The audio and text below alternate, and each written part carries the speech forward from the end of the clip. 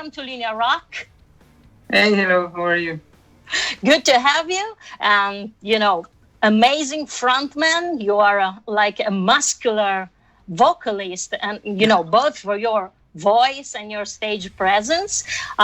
We are here to talk, about the new album, Alchemy of Souls, which came out last week. And let me ask the question first in Italian, then I'll be back to you. So, Ronnie, fourth and new album, Alchemy of Souls, is out since last week on Frontiers. It's self-produced by Tony, but still with Roland Grappo at his side for the mix and the mastering. It sets a new standard, in classic melodic metal, blueprint songwriting with a modern sound, basically, which is, this has been the essence of Lords of Black since the beginning. Is it something that came naturally once again, or it's a long process and it was, something that you had in mind that you wanted to reach? And, tell us all about it. And also, of course, what's behind this part one in the title. Okay. It's something that it comes really naturally every time that we work in a new album with Tony. Obviously, because we are modern musicians, but we have all this classic background and all those bands that we like as a fan, like all these classic bands like Rainbow, Deep Purple, and some more progressive classic bands. I'm a really big fan of the classic rock, melodic rock from America. So it's it's kind of a mix between a lot of different elements that it comes naturally turn into an expression, which is this Lords of Black music. So it's very natural for us to make this kind of songs. And actually, we never think about what should be done for the market. It's just the way we express how we feel and how we wanna what we're gonna tell to the people with this music. So it's totally natural. And as you say, that it is a part one. The album is called Alchemy of Souls Part 1 because it's obviously a part 2 already in the works for the album. So you said there's a part 2 coming. So is it which can consider like a kind of concept in a sense? Yeah, absolutely.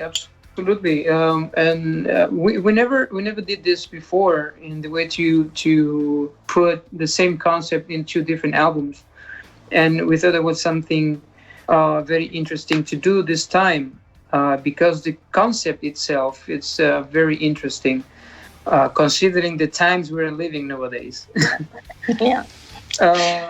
So yeah, that is the Alchemy of Souls talk about the good and the evil in every person and how we handle this to develop our character in a good person or in a bad person. So it's something a little bit too much complicated to tell in just one record, and that's why we are putting the story in 2 different albums. So, Ronnie, what do Lords of Black represent to you, in your wide music world? What's that element, that thing that got you back, after leaving the band in January 2019? You were back in May 2020. And, what's got you back? Is this your band, what you consider your own band? Yeah, absolutely. I mean, I always consider Lords of Black as my band since we started this band with Tony about 7 or even 8 years ago when we started to work in the first album. I think it was 2013. I always consider Lords of Black as my main band and as my home, Yeah. But sometimes you need to leave home for a little while to take some fresh air, because as you know, musicianship and to work with people in the music industry, sometimes it turns a little bit complicated. and because everybody's he has a different character, and you need to deal sometimes with things that in special period of time you don't want to deal with, right? But the good thing with Lords of Black, it's even when I left the band, because we had some differences with some of the guys in the band. With Tony, we kept talking regularly.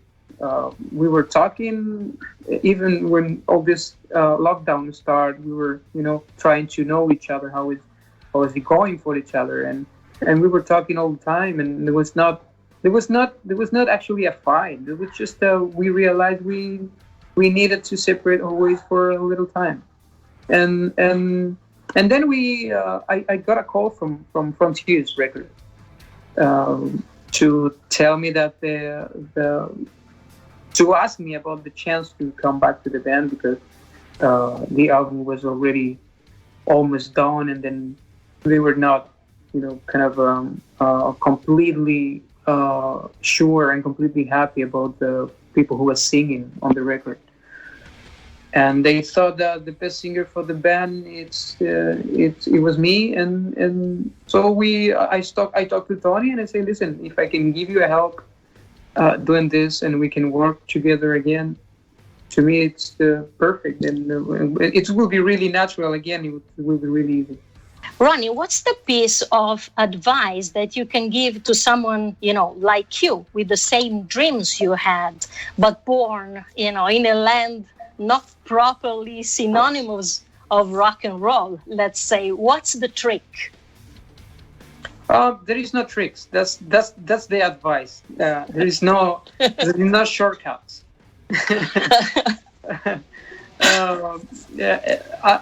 Every time that people ask me how I did to become in this, kind of a very demanded singer, and how my dreams became true since I was working with Ritchie Blackmore and others.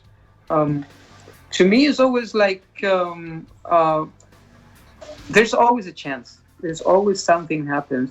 If you are meant to do this, there is always the life. They always guide you to that point. Then you will get a chance to do what you want to do.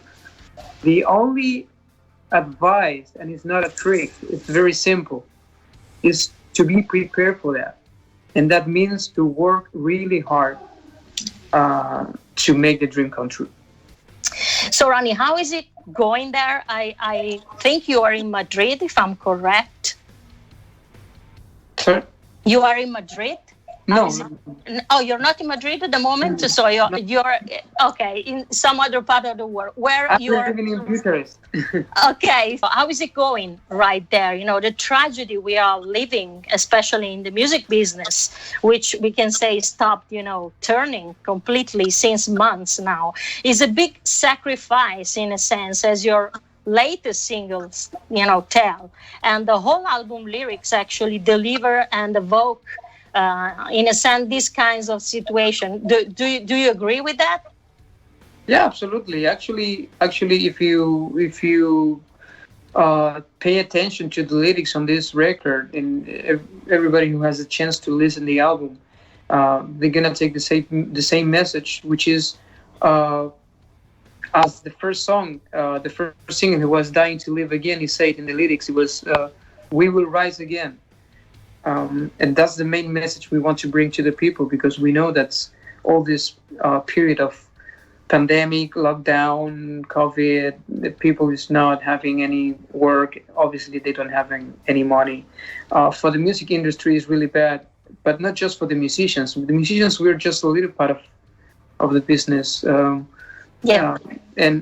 mostly since we have the chance to even do records, and we can stream a lot of things like the music shows or whatever, it's not that bad for us, understanding that obviously, and everybody knows that the 90% of the incomes for a musician comes from the live shows, but it's even worse for the people who is living the day by day. I'm talking about crews, technicians, people in the venues, even the people who sells the beers during the show.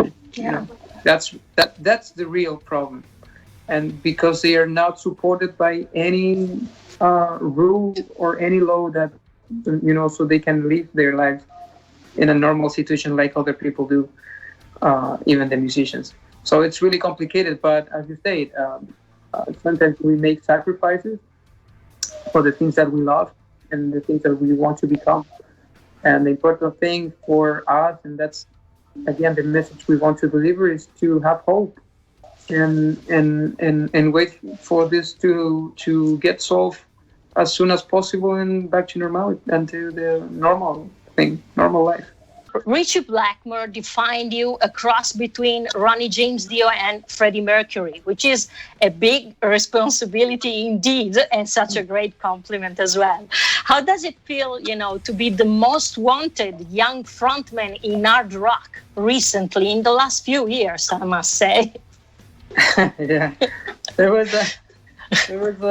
he put a lot of pressure on me. I remember. Yeah, obviously it's a big compliment because it's not just somebody telling that you are a good singer. It's Ritchie Blackmore telling that you are a cross between probably two of the most renowned singers in the rock history. So it was complicated. No, but it's okay. I mean, obviously I was really grateful for that, and yeah, it feels great. I feel really grateful to have the chance to make music. First of all, to have the chance to do what I really want to do in life, and then that I can do it with all those incredible musicians who I was working with during the last years. If I need to do a list, and if I need to do a wishing list, probably there will be all of them in the list. Like Ritchie Blackmore, Michael Schenker, Adrian Vandenberg, Leo Leoni. Yeah, I have my own band like Lords of Black, and yeah, I feel really, really grateful for that. Among everything you've done, what was the toughest gig so far, and how does it work? Normally you got called directly, or you actually take the chance to do auditions? And between Blackmore, Vandenberg, Schenker, or Leo Leoni, who's the most demanding boss for you?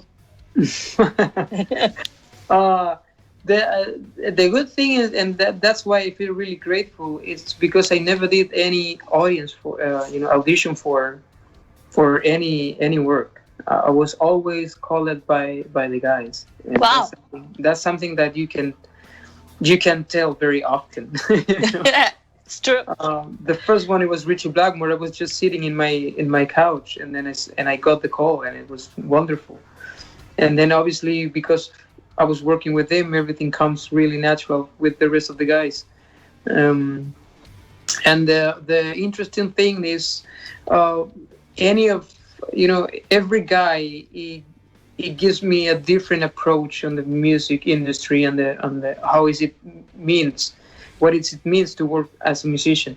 For example, Ritchie Blackmore is obviously he's very professional, and he's very demanding because he really wants to have everything pretty over control. So to me, it was really nice to understand the music in the way he understands the music.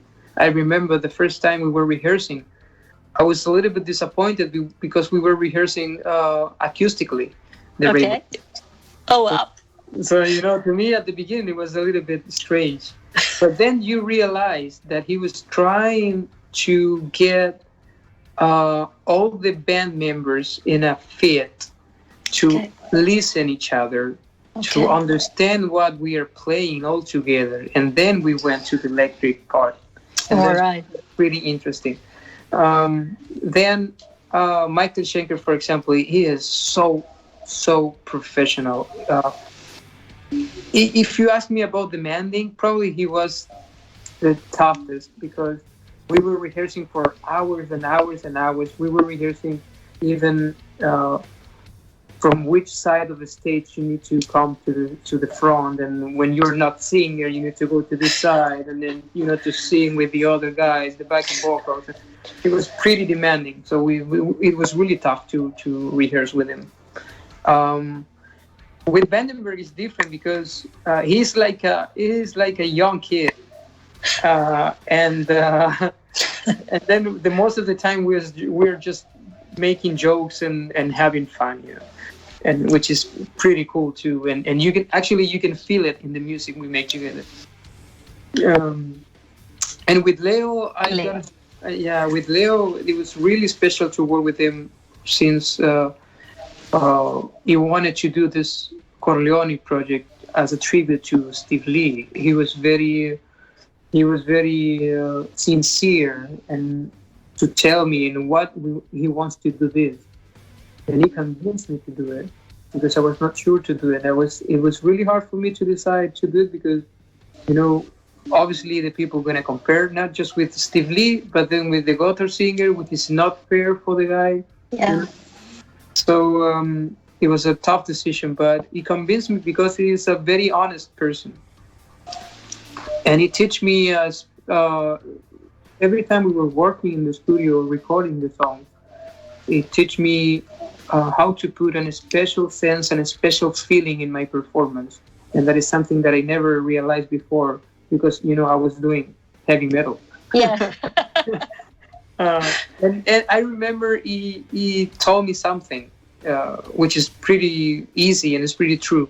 He told me, you don't need to give too much information to the people when you're singing. You need to tell the story in the right way. Yeah. And to think in this, in the word love, it's just 4 letters and it means everything. Yeah. Is Rainbow still a band? Are you still working? I mean, is it still a reality or what's happening? Well, we are locked down. Okay, so we will see. Yeah, we will see. They are obviously nothing's gonna happen next year, and Ritchie and Candice, they are really focused on the new Blackmore's Night record. So probably if everything comes back to the normality in the next few years. Probably we will do some more shows, but by the moment it's everything in standby. We were talking about this list that actually compiled itself, during the years, during your career. Do you see, what happened to you in the last few years as a goal or, as a new start in a sense? And where are you heading to with your artistic path? Which is the direction that you want to reach? It's really complicated, and I think it's not healthy for mentally health for a musician to think too ahead and about your plans because music industry is changing almost every day. One day you're in the top of your career, and then the day after nobody's talking about you. So you need to be a little bit down to earth. Keep the feet on the ground and just work day by day. As I said before, I feel really grateful to have the chance to work with all those great musicians during the last few years. And everything that comes in the next years, it's going to be a blessing, and I will be really happy to do it no matter what. What's in the can now for you, and when part 2, Alchemy of Souls part 2 will be actually released? At which, stage is the work in progress at the moment? Are you still at the beginning, and do you have a date when it will be released already or not? No, we don't have any date yet. The first part is just released, so probably it's gonna have the normal circle of life for an album, which means like a couple of years. If we can do some shows next year, hopefully to try to support the album, and then in a couple of years to release the second part. We are already working on that. We have some songs in the works because actually when Tony wrote the concept of Alchemy of Souls, he wrote almost all the songs already. Okay. So obviously he just realized that he has a lot of songs that need to split into albums. so yeah, we're already working in some music. Thanks so much, Ronnie, for having been with us. It's been a pleasure. And if you have to tell one thing to invite the people right after this interview to buy the record instantly, what would you say? Because you're gonna listen great music with a very handsome singer. So, just perfect combination. Thanks so much, Ronnie, for your time. And do you want to introduce to us, to our listeners, the next song which you're going to play, which is Dying to Live Again? Please do it for us. Yeah, of course. Thank you very much for having me. It was a pleasure. And now you're going to listen to the first single of this Alchemy of Souls Part 1. The song is called Dying to Live Again. Ciao, Ronnie. Ciao, ciao.